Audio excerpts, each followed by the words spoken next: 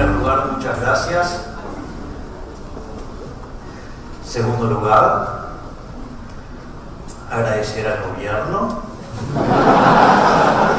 de las instituciones públicas, digamos, por generar este ambiente tan cálido, por no querer poner bajo escrutinio las ideas del liberalismo. Así que, básicamente, la charla de hoy es menos Estado, es mayor libertad. Así es que, aunque no nos permitan ir a lugares más grandes, puede pasar para adelante. Les vamos a hacer escuchar que son unos parásitos hijos de remil puta, que no sirven para nada.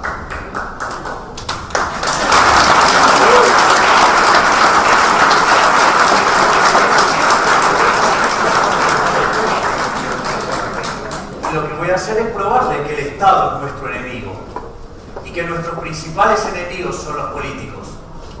Entonces, bueno, si corriera, no corre. ¿Qué demandas morales? Ah, no sos familiar. No, ahí va. Bien.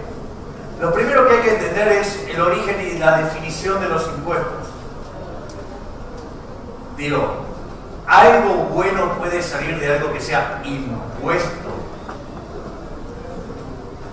La propia palabra lo muestra. Y tampoco esa humorada de llamarnos contribuyentes, porque llamar al pagador de impuestos contribuyente es como que el violador hable de novia en referencia a su víctima.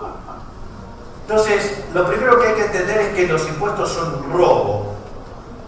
¿Y qué quiero decir con los impuestos son un robo? Supongan que ustedes están en su casa, viene su vecino y le dice: dame la mitad de tus ingresos.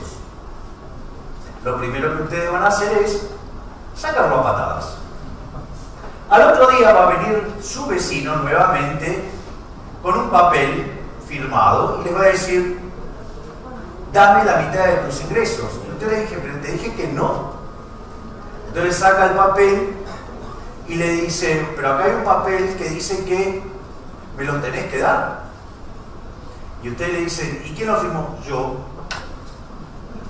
Con lo cual, obviamente, nuevamente lo van a sacar a patadas. Al tercer día aparece este mismo señor con el mismo papel, y cuando ustedes le están diciendo que no, aparece un muchacho como Shaquille O'Neal invitándolo gentilmente a que pague. Digo, no hay diferencia entre ese ejemplo y lo que hace el Estado. Es decir, el Estado nos cobra los impuestos porque aplica el monopolio de la violencia. Yo siempre recuerdo a esa colectivista inmunda que gobierna la provincia de Buenos Aires, Sor Vidal, que vieron, parece una catequista, que siempre está con un tono sollozo.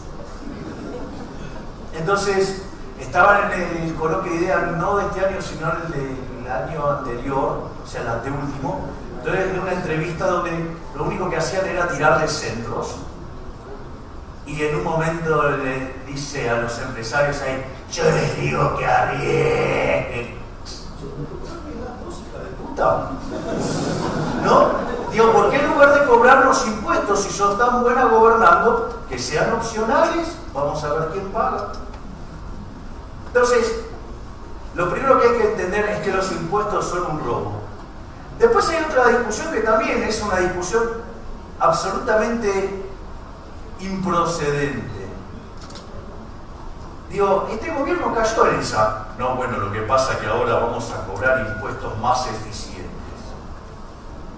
Bullshit, ¿qué más eficiente? Acá lo único que importa es cuánto se lleva el Estado. Y no me importa cuán o menos eficiente es el impuesto. A mí lo que me importa es la que se llevan. Porque si cuando termina el día me cobraron más, estoy peor.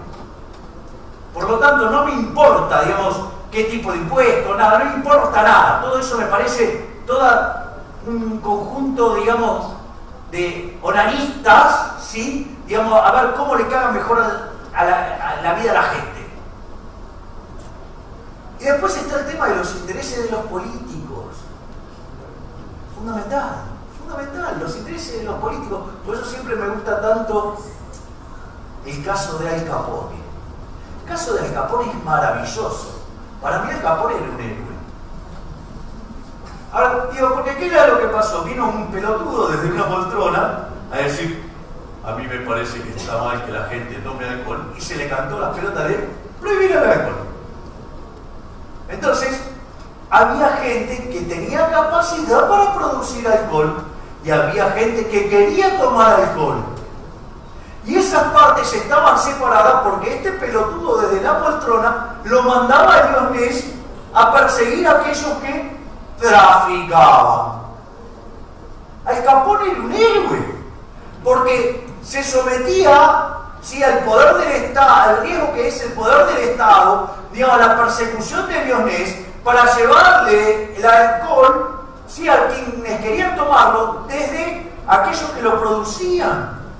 Es decir, todos ganaban los productores, ganaban los consumidores y obviamente ganaba el Capone. Claramente, como estaba el Estado, se convirtió en un negocio muy riesgoso. Y claro, cuando un negocio es muy riesgoso también tiene un alto retorno. Entonces había gente que quería ingresar a este negocio peligroso. Obviamente terminaban a los tiros. Entonces, digo, en rigor, fíjense, según el Estado, Al Capone era un traficante, Al Capone era un asesino, pero Al Capone fue preso por evadir impuestos. Es decir, acá la única vaca sagrada es el culo de los políticos. Entonces lo que tiene que comprender es que nuestro verdadero enemigo es el Estado, porque el día que se levantó la prohibición del alcohol, no pasó más nada. Es decir, se dio un proceso de libre entrada y salida, digamos, la gente competía, pero hoy tenemos mejores vinos de mejor calidad y tampoco la gente tiene ningún problema con el vino. No es que todos andamos borrachos de vino, digamos, también es, digamos, el propio ejercicio de saber tomar vino que se logra tomando vino, Dios se corrige con el paso del tiempo también. Es decir, no necesitamos ningún iluminado desde la poltrona que nos diga qué tenemos que hacer o qué no tenemos que hacer. El tercer punto, el segundo bloque es sobre la pérdida de bienestar. Lo primero que causan los impuestos son daño. Y hay un daño indirecto, un daño directo. El daño directo es que hay una parte de sus ingresos que ustedes no los van a poder disponer. Es decir, ustedes no van a poder disponer del fruto de su trabajo. Lo va a disponer un tipo desde la poltrona. Es decir, se los va a sacar del bolsillo y lo va a usar en lo que se le cante. Recientemente me tocó estar en el programa Debo Decir, y estaba este profesor de Temperley que está nominado entre los 10 mejores profesores del mundo. O sea, y la realidad es que las ideas que tiene, digamos, yo no sabía que, digamos, también éramos buenos exportando excremento. Porque claro, el tipo, digamos, o sea, la justicia social, el Estado presente, que es como el pedófilo en el jardín de infantes, ¿sí? Pero digo, ahí el tema es el siguiente, fíjense la perversión, ¿no? El tipo defendiendo el Estado presente, el Estado presente, el Estado presente. Entonces, Novarecio ingenuamente le pregunta, ¿y si ganás? ¿Cuánto ganás? Bueno, gano $1.000.000, pero en realidad gano 650.000. ¿Pero cómo 600? Y sí, porque el Estado me saca 350.000. O sea, entonces el tipo ya se lamentaba que le habían tocado el bolsillo propio. Debe decir, esto es desde manual. Es decir, con el culo ajeno somos todos putos. Digo, pero fíjense, porque digo, sigue todo ese procedimiento, porque digo, o sea, ¿qué es lo que pide? Le pide al Estado que esos $350.000 vuelvan al colegio donde está él, justamente para beneficiarse de él. Pero no solo eso, ahora yo hago una pregunta. ¿Es tan importante esa inyección de $350.000 en ese colegio? Si él tanto ama la caridad, que la haga con la propia. Ah, no, esos, los 650 no se tocan. ¿Se dan cuenta? Es decir, aparte hay una profunda hipocresía. Es decir, al margen de la violencia implícita en todo esto. Pero después no solo están los daños directos, sino que además están los daños indirectos, más adelante lo vamos a desarrollar, que son todas esas cosas que ustedes dejaron de hacer a consecuencia del daño directo. Es decir, si ustedes, digamos, ganaban 100, el Estado le afanó 50 y hay daños indirectos, ustedes esos 50 que iban a gastar, ahora no los gastan. Con lo cual hay un montón de transacciones para el otro lado que se caen. Entonces, básicamente ese es uno de los problemas que hay. Entonces, evidentemente frente a esta situación está claro que nuestro enemigo es el Estado, que el Estado debería ser llevado a la mínima expresión, ¿sí? Imagínense lo complicado que es esto para aquellos que tienen muchos familiares en el Estado. Motivo por el cual, digamos, no quieren que, digamos, los libertarios den charlas en lugares públicos. Entonces hay tres tipos de liberales o libertarios. Están los libertarios clásicos, digamos, que uno podría identificar ahí a Smith, a Friedman y a Hayek. Lo de Hayek, digamos, es discutible, digamos, su inclusión ahí. Tiene que ver con un libro que se llama Los Fundamentos de la Libertad, donde básicamente ese tomo tiene 3 libros, los 2 primeros son fascinantes. O sea, cuando llega el último tomo, dice, bueno, pero la gente quiere tener educación, quiere asegurarse educación. Entonces, ¿cómo hacemos para financiar la educación para que genere el menor daño posible? La gente quiere tener salud, ¿cómo hacemos para financiar la salud de la manera que genere el menos daño posible? Digo, por esto, digamos, fue llevado a la categoría de libertario clásico, que a mí me parece un error, pero, digo, sería más largo explicar por qué es un minarquista, por decirlo de alguna manera. Pero son los que admiten cierta intervención del Estado. A ninguno de esos se le ocurre eliminar el Banco Central. Consideran que hay que regular a los monopolios, ¿sí? Digo, consideran, digo, que hay que brindar salud, hay que brindar educación. Después están los minarquistas, que consideran que lo único para lo que sirve el Estado es para seguridad y justicia, lo cual uno hasta en términos estáticos los puede comprender, porque podría comprender al Estado como lo conocemos hoy como una solución tecnológica a la luz de cómo está el estadio del progreso tecnológico. Ejemplo, durante los 80s muchos libertarios discutían si se podían privatizar las calles. Entonces, había un debate sobre si las calles podían o no ser privadas. Hoy la tecnología sí lo permitiría. ¿Por qué? Porque ustedes de hecho hoy tienen autos, de hecho cuando toman una autopista que tiene peaje, por ejemplo, ustedes pueden tener el sistema de obleas y, digamos, hay un lector y entonces pasan y ahí le cargan después a la cuenta. Con lo cual, también es cierto que muchas de las cuestiones en las cuales participa el Estado, básicamente la tecnología podría permitir ir eliminándolo, o a veces en realidad no surgen las soluciones porque está el Estado en el medio interfiriendo. Llámese lo que fue toda la desregulación de todo el sistema, digamos, de aerocomercial. Y después obviamente están los anarcocapitalistas que consideran que el Estado efectivamente es el enemigo, posición a la cual yo adhiero filosóficamente, y que hay que hacer todo lo posible para llevar al Estado a su mínima expresión, donde el cero es parte del conjunto de solución. Entonces, lo que hay que comprender es que hay 3 formas básicas de violencia. Una es lo que se llama la violencia autística, que es básicamente el comunismo, ¿no? O sea, digo, llegaron a hacer la revolución rusa y bueno, y si ustedes querían aceptar de buena manera, bien, y si no, los mataban. Es decir, ese sistema asesino, hijo de remil puta, se cargó con la vida de 150 millones de seres humanos. Digo, para tener en cuenta, digamos, alguna de las tantas bondades del socialismo. El otro tipo de violencia es la violencia binaria, que es una violencia donde supuestamente a ustedes les sacan algo a cambio de otra cosa.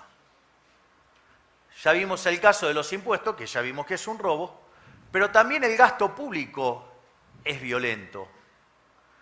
Porque cuando el gobierno decide gastar en algo, una de las cosas que hace es afectar los precios relativos, con lo cual modifica la asignación de recursos. Claro, el sector que se ve beneficiado festeja. El sector que se ve perjudicado, quiebra. Con lo cual no es tan gracioso. Porque es por algo que lo decidió alguien desde la poltrona por la fuerza. Y no solo que causa daños en este periodo, sino que además causa periodos futuros. O sea, el daño también es de índole intertemporal. Con lo cual la intervención del gasto público es como un elefante en el bazar. Es más, fíjense esto, de lo violento que es el gasto público. Por ejemplo, no, el Estado hace obra pública y genera empleo. Es mentira eso. Es falso. Porque en realidad, cuando están haciendo la obra pública que supuestamente genera empleo, ¿con qué lo financian? Con impuestos, ya sea impuestos presentes o futuros, ¿no? Deuda o, algo por el estilo. Consecuentemente, ustedes lo que están haciendo es cobrar más impuestos, con lo cual le están quitando capacidad de compra a la gente, con lo cual ustedes estaban pensando gastar en algo que ahora no van a poder gastar porque van a estar pagando impuestos. Con lo cual, no es cierto que crea impuestos, que la obra pública crea puestos de trabajo, sino que en realidad lo que hace es, en el mejor de los casos, los mueve. Lo primero que hay que entender es que ese acto, por el cual, le sacaron la plata es violento y ustedes, la plata está yendo donde ustedes no necesariamente querían. Porque si ustedes hubieran querido eso, no hubiera sido necesario que lo gastara, alguien desde la poltrona que está imponiendo sus preferencias sobre las de los de ustedes. Pero además, siempre, el Estado es ineficiente y siempre gasta mal. Consecuentemente, difícilmente el resultado sea bueno. Y además, siempre, ustedes, van a tener una pérdida de utilidad porque no era lo que ustedes estaban en su prioridad de gastar. El otro tipo de violencia es lo que se llama la violencia triangular, por ejemplo, los controles de precios. El control de precios básicamente es un acto violento. Es decir, hay una determinada empresa quiere vender a un determinado precio y viene el Estado y se lo prohíbe y le viene con el garrote, o cobras el precio que yo digo o te rompo la cabeza. Claramente no es algo muy amigable que digamos. El otro es el control de cantidades. Bueno, el control de cantidades, por ejemplo, el cepo fue un control de cantidades. Básicamente, ¿qué hizo el kirchnerismo? El kirchnerismo emitía dinero, pero para tratar de tener controlados los precios, ¿qué hacía? Controló el dólar. Entonces, ¿qué pasaba? Bajaban las reservas. Es de manual, ustedes emiten con tipo de cambio fijo, las reservas caen. Como las reservas habían empezado a caer muy fuertemente, consecuentemente, ¿qué es lo que pasó? Entonces pusieron restricciones a las cantidades, el cepo. No podían comprar básicamente dólares. En realidad no es que no podían, compraban los amigos. Entonces, ¿qué es lo que pasa? En ese contexto, ustedes tenían un brutal exceso de demanda en el mercado de divisas. La consecuencia era, que ese es el efecto directo, gente que quería transar a un precio más alto y no podía, y gente que quería, comprar y gente que quería vender. Estaban perjudicando a las dos partes. Por ende, había muchas menos transacciones. Entonces, ese exceso de demanda, que es el efecto directo, tiene un montón de efectos indirectos. Ejemplo, exceso de oferta en toda la economía. Entonces, por ejemplo, el exceso de oferta en el mercado de bonos son precios de los bonos bajos, quiere decir altas tasas de interés. Las altas tasas de interés deprimían la demanda, con lo cual ustedes tenían un exceso de oferta en el mercado de bienes. Por ende, eso mostraba que la economía crecía menos. Sí, como la economía crecía menos, demandaba menos trabajo, con lo cual eso, ¿qué hacía? Generaba menores salarios reales y menos puestos de trabajo, que que lo compensaba el kirchnerismo ¿con qué? Con los empleados públicos, y por eso metió 1,5 millones de empleados públicos en los últimos 4 años. ¿Sí? Digo, con lo cual era necesario una mayor carga tributaria para pagar a ese 1.400.000, ese 1.500.000 de parásito nuevo. Con lo cual terminan complicando más aún el proceso de crecimiento económico. O sea, miren cómo una medida en un mercado no solo genera el daño directo, sino que además genera un desastre en el daño indirecto. Ni le digo si después lo que lo vienen a arreglar son unos pelotudos. Después está, no, bueno, pero el Estado puede funcionar bien. No, jamás funciona bien el Estado. Siempre funciona mal. Y es muy simple, porque hay 4 maneras de gastar. Esto lo decía Milton Friedman, está en un libro que se llama Libre para elegir, que es Friedman y Rose Friedman, o Rose Director, para quien quiera. Y ahí, digamos, ustedes pueden gastar el dinero de ustedes o el de otros, si lo pueden gastar en uno mismo o en otros. Entonces, por ejemplo, ¿cuál es la mejor forma de gastar? Y que ustedes mismos gasten el dinero de ustedes en ustedes mismos. ¿Por qué? Porque ustedes saben cuánto les costó ganarlo. Y ustedes saben muy bien lo que quieren en qué quieren gastar las cosas. Pongan este ejemplo. Miren, supongo que tengo un agente fiscal, ¿sí?, que viene al lado mío y básicamente lo que hace es gastar en lo que yo quiero. No voy a estar igual, voy a estar peor porque a ese agente fiscal le tengo que pagar. Con lo cual voy a tener menos bienes para disponer para mí. Fíjense que aún en ese caso extremo no funciona. Imagínense, digamos, o sea, con el señor de por ejemplo, de tantos familiares en el sector público. Entonces, ¿cuál es el punto? El punto es que, por ejemplo, ustedes podrían gastar el dinero de ustedes en otros. Es cuando van a hacer un regalo. ¿Qué tratan de hacer? Y minimizar el costo. Porque ustedes saben lo que les costó ganarla, pero la va a disfrutar otro. Hay otra forma de gastar mucho más feliz, que es gastar la de otros en uno mismo. Mire, estoy cansado de ver ejecutivos que cuando viajan por la empresa no saben el escándalo que hace si lo mandan a ejecutiva. No a turista, a ejecutiva. Con lo cual exigen que lo lleven en primera. Eso sí, cuando viajan con la familia de vacaciones con la propia, van en turista todos. Es decir, siempre es fácil gastar con el bolsillo ajeno, eso es facilísimo. Entonces, ¿cuál es la peor forma de gastar? Es gastar el dinero de otro, por el cual, digamos, no tengo ni la más remota idea cuánto costó conseguirlo. Digo, ¿no le será muy ajeno un señor parásito que dijo, no, las retenciones están bajas, hay que hacer un esfuercito más? ¿Por qué no empezás a echar familiares tuyos al Estado, hijo de puta? Saben muy bien de quién hablo. Obviamente, es decir, no hay nada peor que gastar el dinero de otros en otros. Eso que se llama estado del bienestar debería llamarse estado del malestar. ¿Por qué? Porque siempre funciona mal. Entonces, después viene la corrupción. Es interesante porque yo me acuerdo en el año 2001, cuando se sacó la ley de flexibilización laboral, nada, le pusieron guita a los senadores.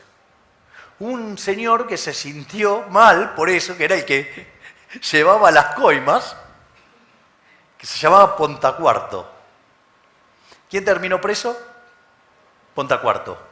Ninguno de los senadores. Increíble, tío, o sea, esto funciona a la perfección, no crean que funciona mal, funciona a la perfección. No hay políticos pobres, en especial si están en el poder. Entonces, ahora están todos felices. No, porque esta vez vamos a meter presos a los empresarios. Lo primero que tienen que entender que ningún empresario puede comprar favores que el político chorro no tiene para vender. La corrupción es inherente a la existencia del sector público. Y voy a explicar por qué. Suponga que ustedes tienen una empresa y tienen un comprador, y el comprador es corrupto. ¿Qué quiere decir un comprador corrupto? Que paga por la mercadería más caro que lo que corresponde. Eso significa que la empresa está teniendo mayores costos, o puesto en otros términos, está teniendo menores ganancias, de las que en principio tendría si no tuviera un departamento de compras corrupto. ¿Hasta ahí vamos?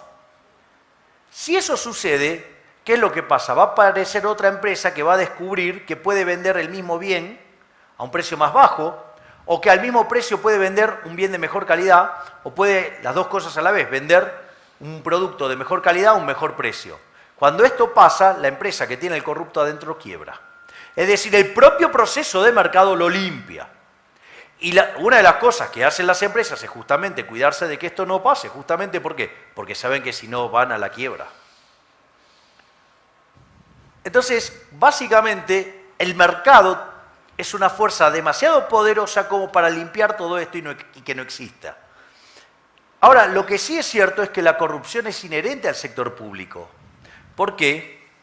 Porque el Estado se financia con una fuente coactiva de ingresos. Hagan bien o mal las cosas, los ingresos los tienen garantizados. Consecuentemente, no hay incentivo a gastar bien. Afanen o afanen, es lo mismo. Digamos, entonces veamos esto.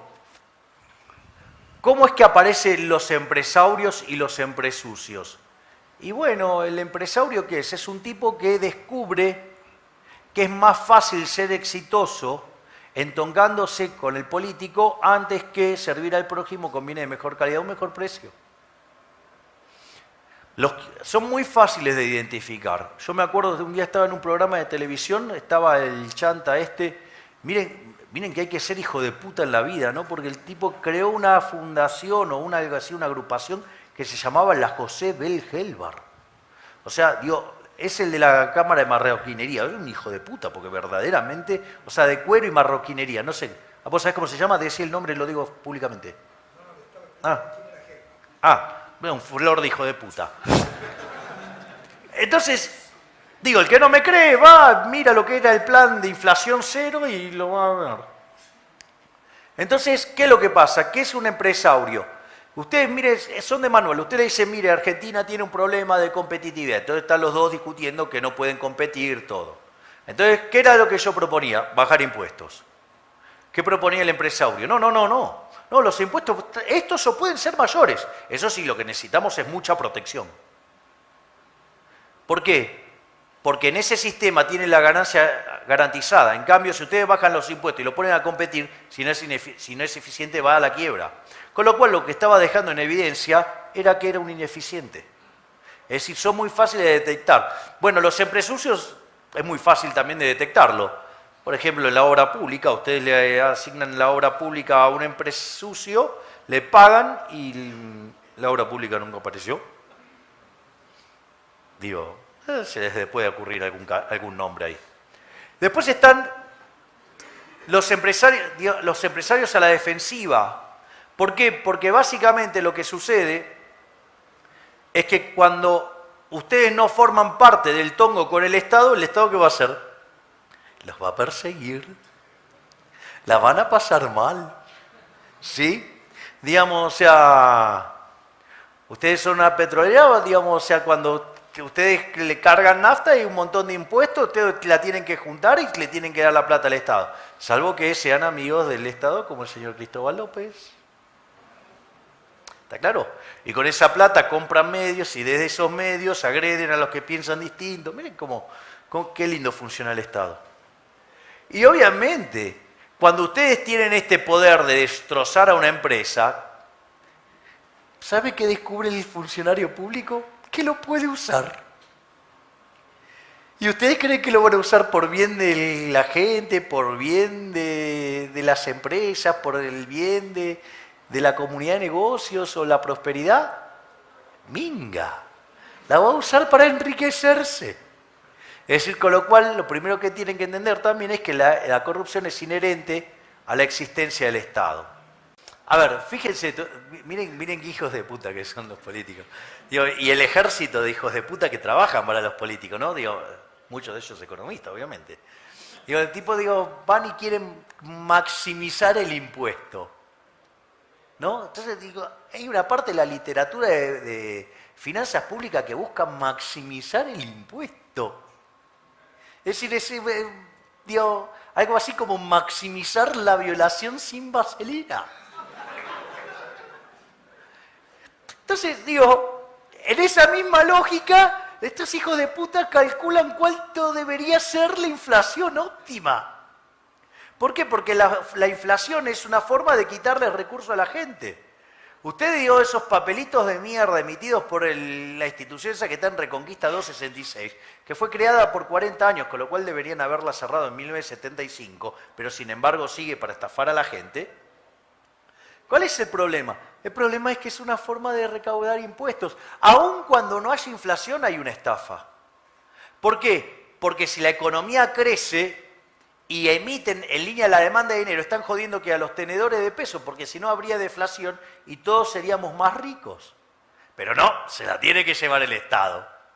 Ni que hablar en un gobierno que genera mucha inflación. Pero para eso también hay un ejército de hijos de puta que los ayudan, ¿eh? Porque están, no, la inflación es un fenómeno multicausal. Y aquellos que dicen que la inflación es siempre y todo momento un fenómeno monetario, que dicen, no, ustedes son tierraplanistas. Digo, hay más de 4.000 años de evidencia empírica, digamos, que la inflación es siempre en todo lugar un fenómeno monetario. En el único lugar, mire, yo, digamos, a consecuencia de esto, digo, lancé un desafío. Y les dije a esta manga de pelotudos que si verdaderamente la inflación era multicausal, o ya digo, en el caso extremo de los que están en la línea de Kichilov, donde no tiene nada que ver la inflación con la emisión monetaria, fíjense que hace poco se hizo una encuesta en la Universidad de Buenos Aires y en la Facultad de Ciencias Económicas el 83% considera que la inflación no tiene nada que ver con la emisión monetaria. Digo, ¿ustedes se dan cuenta? Digo, entonces, ¿qué le dije? Bueno, si es así, ¿por qué no prueban la existencia de inflación en una economía de trueque? Si la inflación es la pérdida del poder adquisitivo del dinero, en una economía de trueque no van a tener inflación. ¿Está claro? O sea, con lo cual, digamos, todavía sigo esperando que me puedan contestar algo y después viene, no, con la inflación multicausal. Que de vuelta la misma cantinela, porque saquen la parte monetaria y vamos por la parte, digamos, multicausal, que no hay dinero. Tampoco lo pueden probar, pero esas pelotudeces se repiten. ¿Saben cuál es otro lugar donde se repiten estas mismas pelotudeces? En Venezuela. ¿Ok?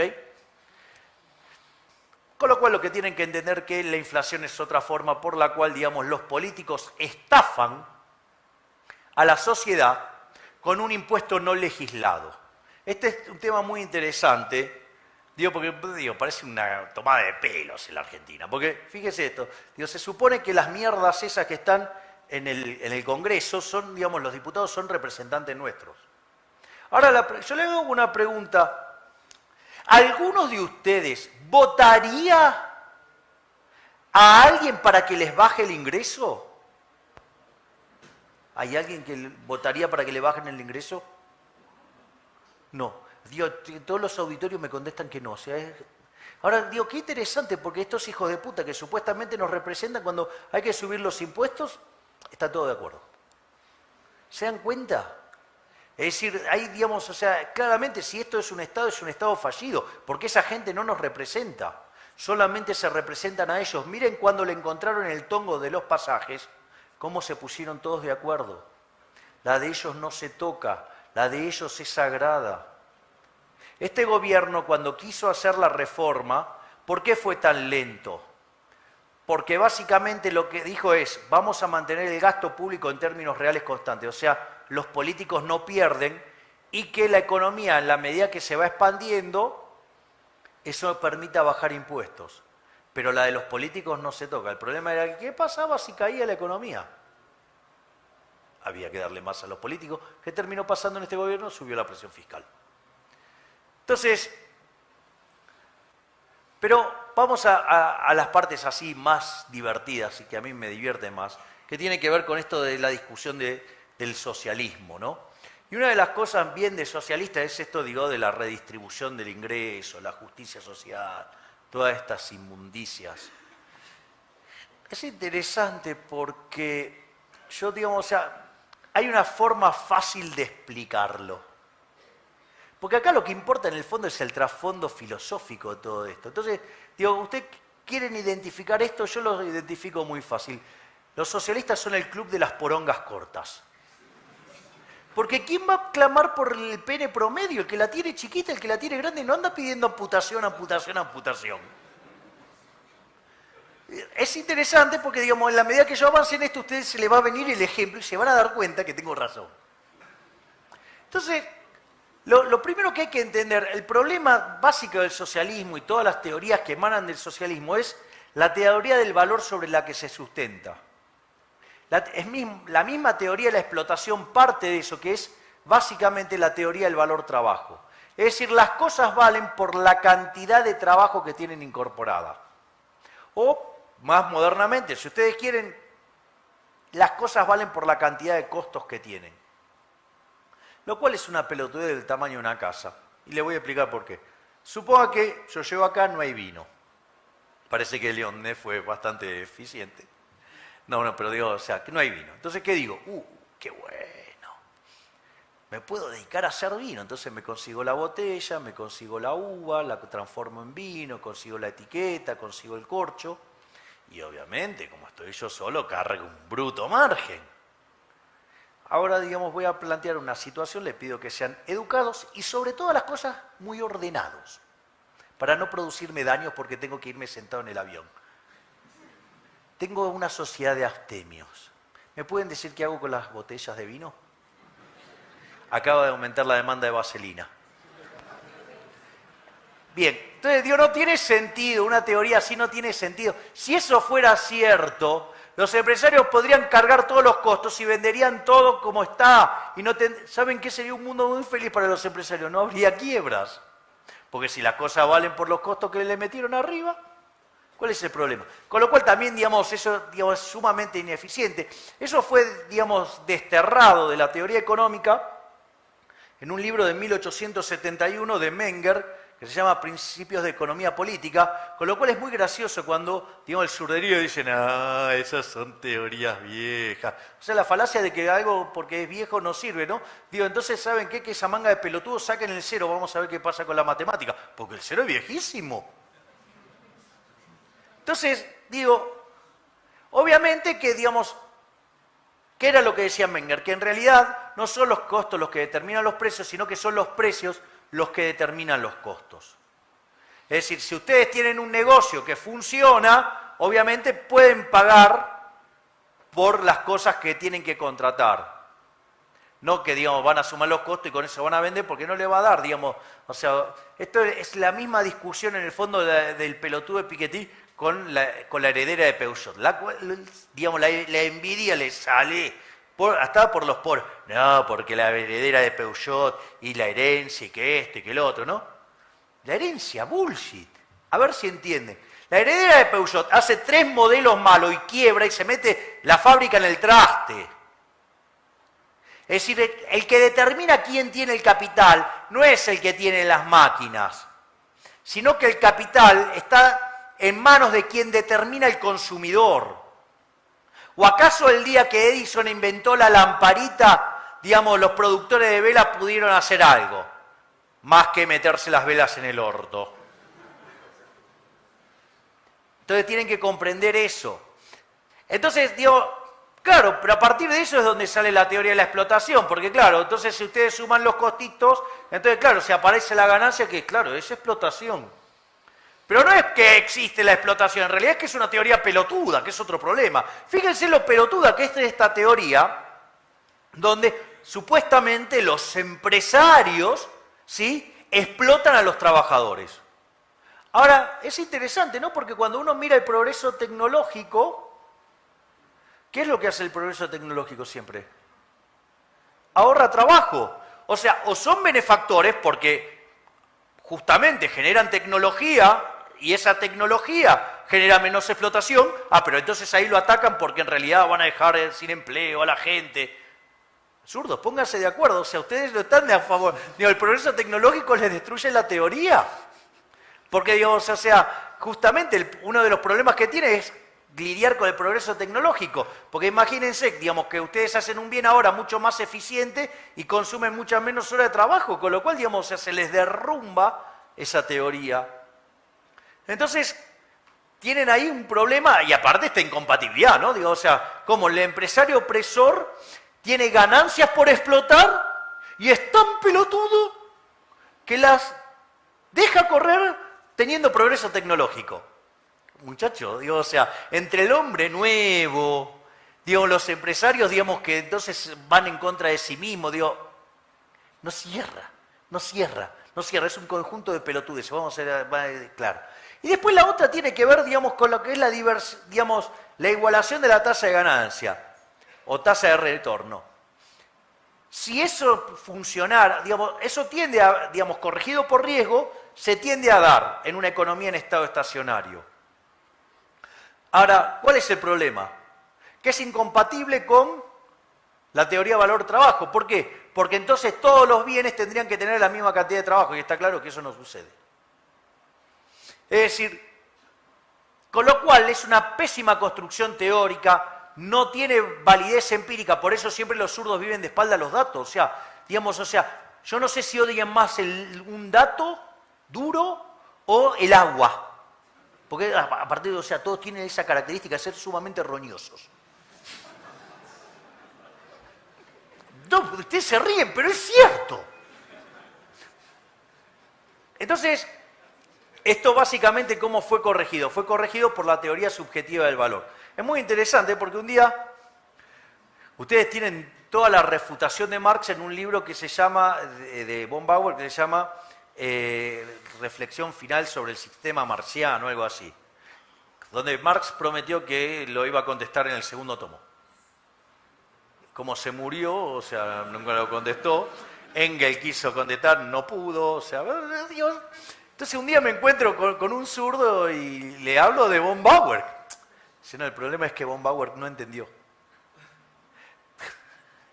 Digo, los hechos te están aplastando, o sea, von Bauer no entendió. ¿Cuándo te vas a dar cuenta que esa teoría es una mierda? Pero bueno, no importa. Entonces vamos ahora, digamos, a la teoría superadora, que es la teoría subjetiva del valor, donde el valor viene determinado por la preferencia y la escasez. Porque ustedes, el aire, digamos, es un bien muy deseado, ¿sí? Pero hay tanto que el precio es cero. Salvo que vivan en Argentina, que ahora le quieren poner impuesto al viento y todas esas cosas.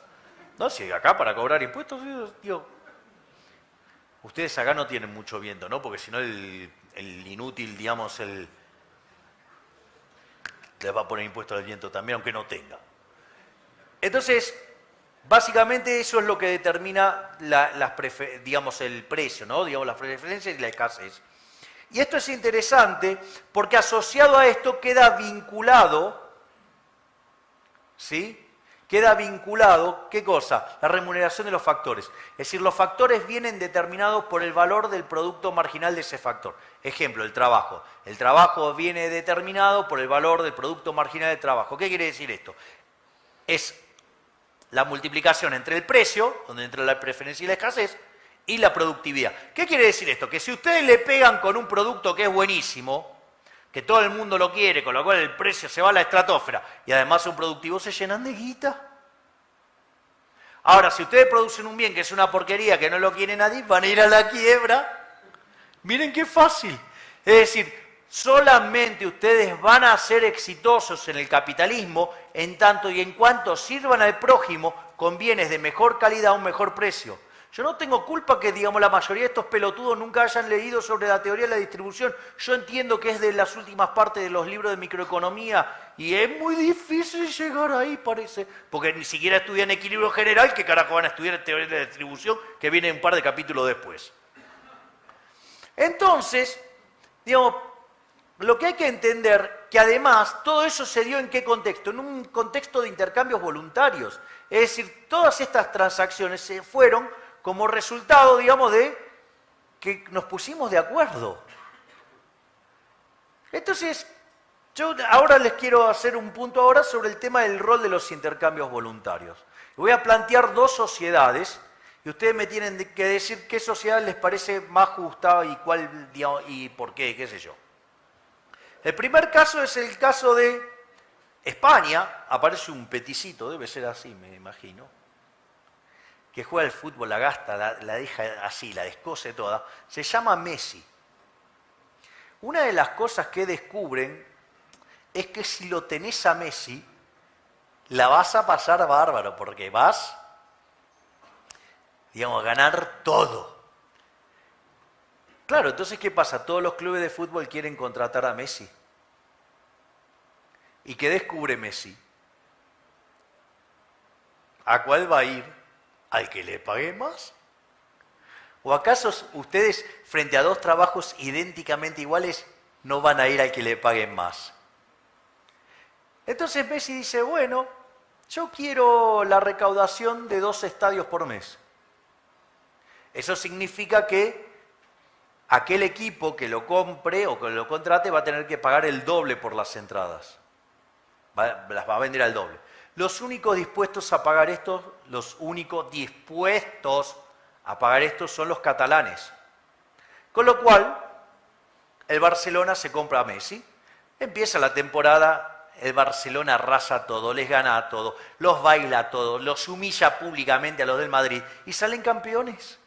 Están tan felices los catalanes que se van a Madrid directamente en traje de Adán a bailarle por toda la ciudad a los de Madrid, que están con una vena tremenda. Hasta ahí, digamos, todo parece bárbaro, hasta que no llega algún zurdo pelotudo a decir, pero la distribución del ingreso es profundamente desigual. Miren, Messi multimillonario. Después, ¿quiénes vienen? Vienen los jugadores del Barcelona y los directivos del Barcelona. Después, ¿quiénes vienen? Todos los españoles menos los catalanes. Y por último, los catalanes. O sea, es más, Cataluña es la tierra de la desigualdad, porque miren lo que gana Messi y miren lo que gana el catalán. El primer punto es, che, en la cuenta esa, ¿dónde está toda la que disfrutaron los hinchas del Barcelona por tenerlo a Messi? ¿Acaso fueron a punta de pistola a ver al Barcelona? ¿Se dan cuenta? Es decir, no están. ¿Qué era lo que querían los catalanes? Salir campeones. ¿Y qué tuvieron? Salieron campeones. ¿No estaban dispuestos a pagar por la entrada a eso para ver los campeones? Entonces, ¿qué tiene de malo esa sociedad? Si todos los intercambios fueron voluntarios, cada uno consiguió lo que quería. Mire si encima llegan a tener mala suerte y no lo consiguen. Digo, que puede pasar en la vida real. Pero como decía De Vicenzo decía, un día le dijeron, no, maestro, lo que pasa es que usted tiene suerte. Sí, también descubrí que cuanto más entreno, más suerte tengo. Con lo cual digo, ojo, que la suerte es un factor importante, pero hay que ayudarla mucho. Entonces, ¿qué es lo que pasa? Ahora, entonces, voy a proponer otra sociedad. Subo al colectivo con mi amiga Cristina, Elizabeth, y nos sentamos al fondo del colectivo y ella se sienta a mi izquierda, obviamente. En ese recorrido, donde vamos teniendo una muy hermosa discusión sobre la redistribución del ingreso y la justicia social, sube un señor que le revientan los bolsillos de dinero al colectivo. A ella no le importa, digamos, si esa plata es para operar de los ojos al hijo, que si no se queda ciego. A ella no le importa eso. Le molesta que está con los bolsillos que revienta de plata. Entonces, ustedes en los colectivos hay un bate para probar cómo está de aire los neumáticos. Entonces agarra el bate, se le pone al lado al tipo y le dice, o me das toda tu plata o te rompo la cabeza. En ese momento el señor dice, no voy a poder pagar la operación, pero más vale que esté vivo, porque en la medida que esté vivo podré volver a generar dinero y podré pagar la operación. Pero no importa, es un detalle, digamos, de segundo orden para ella. Entonces ella agarra toda esa plata que tenía este hombre, y suponiendo que no la gasta en carteras, que no la gasta en hoteles, que no la gasta en los zapatos esos de suela roja, las chicas saben de qué hablo, y que los hace pintar de negro y paga una fortuna para que no se sepa que son los de la suela roja. Pues supongamos que no lo gasta en nada de eso y la redistribuye igualitariamente entre todos. Pregunta, ¿alguien podría decir que esa sociedad es más justa? Es profundamente injusta. Tiene un vicio de origen, que fue ¿qué? La violencia y el robo. Y no solo eso, que hay violencia y robo, sino que además el elemento previo, ¿cuál fue? La envidia. La envidia porque ese tenía y ella no. Entonces fue violentamente, se lo robó y lo repartió. Esto es lo mismo cuando dicen, no, con el kirchnerismo estábamos mejor. ¿Saben qué? Es cierto. Para un grupo es cierto. Les hago este ejemplo. Supongan que ustedes tienen una casa, van al banco y la hipotecan. Y a cambio de eso que se llevan plata. Entonces agarran esa plata y la usan para irse de joda por todos lados.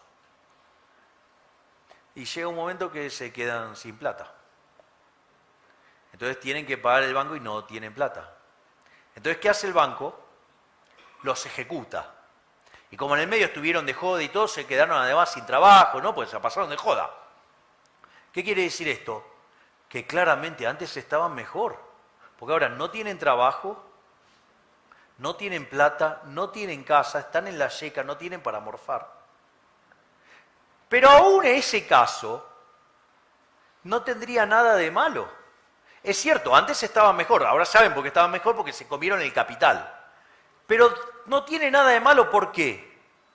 Porque lo hicieron con la propia. Con lo cual, si son pelotudos y toman malas decisiones, listo. Javier, tenés poco tiempo. Ok, ya va. Hago un par de ejemplos divertidos más y me voy.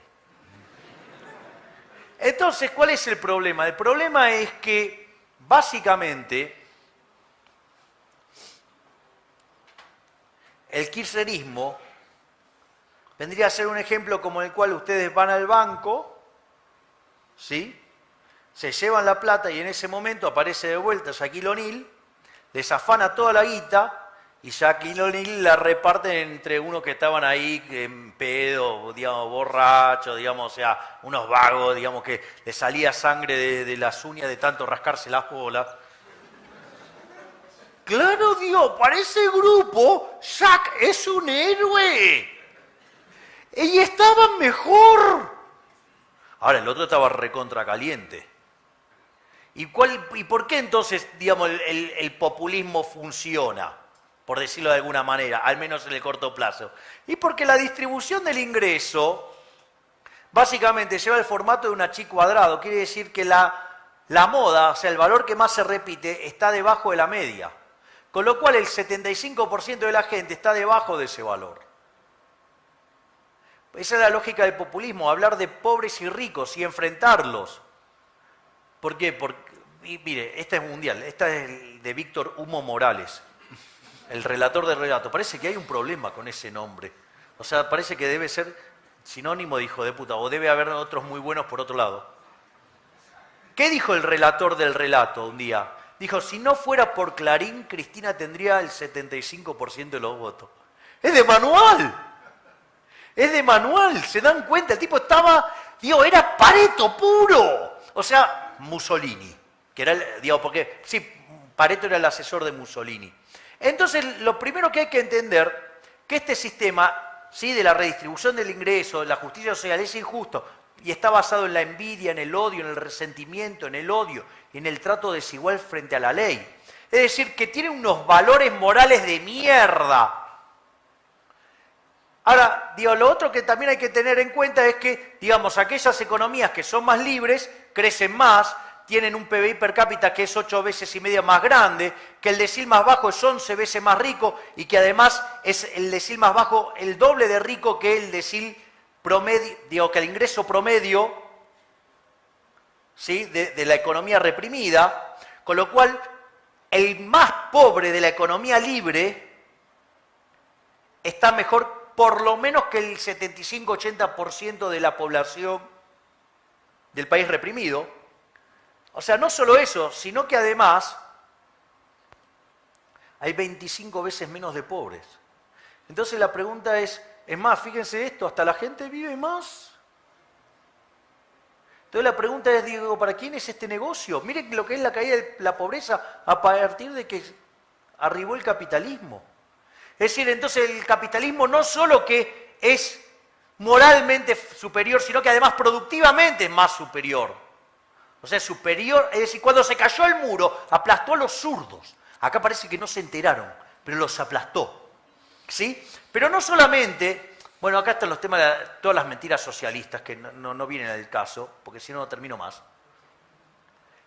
Digo, el sistema capitalista no solo es más productivo, no solo es ética y moralmente superior, ¿sí? Porque ¿cuáles son los valores del capitalismo?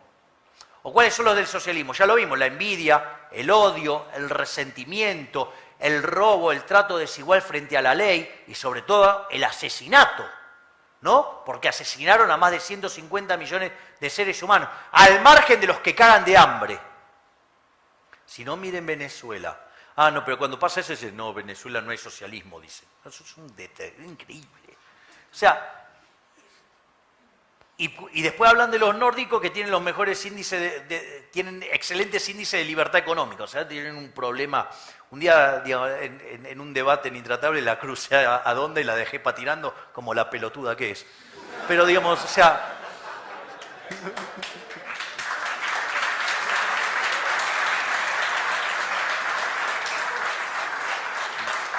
Entonces, ¿cuál es el punto? El punto es que, ¿y cuáles son los valores del capitalismo?